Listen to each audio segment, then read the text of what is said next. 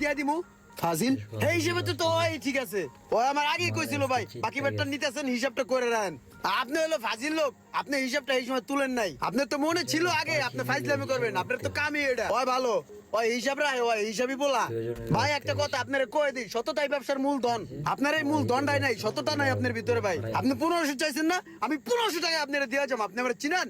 কিন্তু ভাই এই মাডি এই দোকান আমি সালাম দেওয়া যাবো এই দোকান আর জিন্দগি তো আমু না আরেকটা কথা কি জানেন ভাই নেড়া বেলতলা বারবার জানা একবারই যায় একবার আইসি মতন কোপ দিয়ে নেড়া করে দিছেন না এই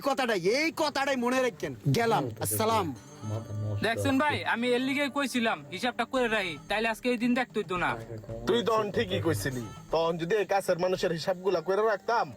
তাহলে আজকে আর হিসাব লইয়া টাকা পয়সা লইয়া সম্পর্ক নষ্ট হইতো না